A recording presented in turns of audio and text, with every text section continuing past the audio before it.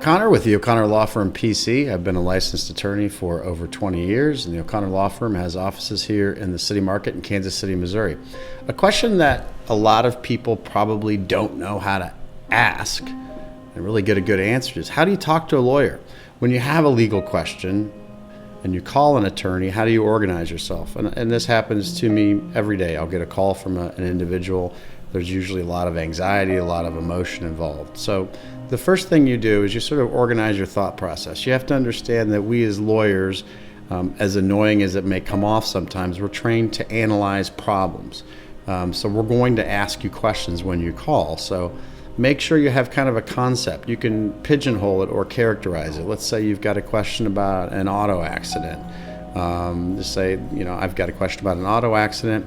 Here's what happens. I can give you an example of what happens if you call my firm and say you've been in an auto accident. We're going to ask you where it occurred, when it occurred, who was found at fault, what your damages are, and then what your expectations are. So maybe you can organize your thoughts in that regard. And that way you can maybe take some notes, especially if you're interviewing lawyers. You want to be able to ask good questions over the phone. Now, keep in mind, you're not going to get good legal advice over the phone. It's nearly impossible for an attorney to give you really accurate legal advice over the phone unless it's one of those rare circumstances where it's a clear-cut question. Like if you call me and you ask me, should I talk to the police? They're questioning me. They think I've been involved in the crime. I'm going to tell you, no, don't do it. And the best legal advice I can give you on how to talk to police officers is don't.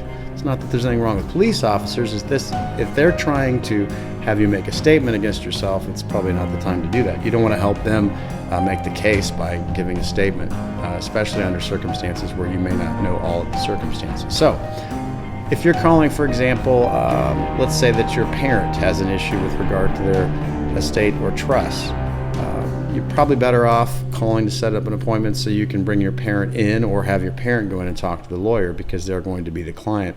Otherwise, you get that translation game, like the telephone game, where you're telling one person some information, they're relaying it to another. Very ineffective way to relay very important information and advice. And as silly as it sounds, when you're calling for legal advice, give the attorney a second to actually give you the legal advice. And again, I understand that people are very uptight and emotional, and there's a lot of anxiety when you call an attorney and ask for legal advice, but it happens all the time. I'll get people and I try to answer the question and they just keep talking and talking over it. So make sure you allow yourself to pause and absorb that legal information, and then feel free to ask questions back. So for example, let's say you're calling about a divorce case, and with regard to custody, and you're trying to find out, well, the jurisdiction that I'm in, what's the usual parenting plan involved? Do they do 3 days on, 4 days with the other parent, that kind of thing? And take some notes about how the attorney responds to it and what their advice is, so you can do some follow-up questions. Now, there's always general rules, but you have to understand the law.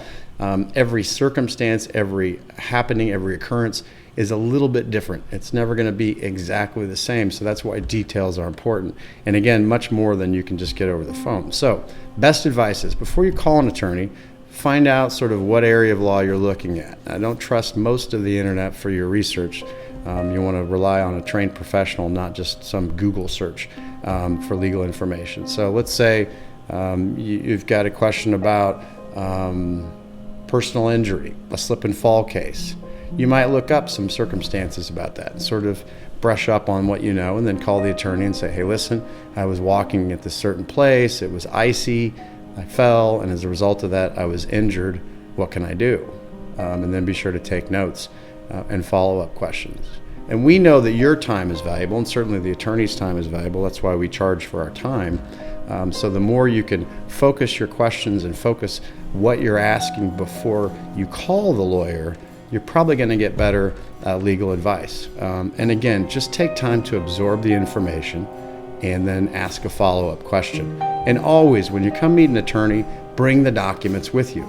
If you received notices from the court, have them with you when you come. If it's a question about a contract, of course, have the contract with you. Always bring those documents with you, and think ahead of time what questions you're going to have. How much is this going to cost? What can I expect? How long will it take? What's the court process like?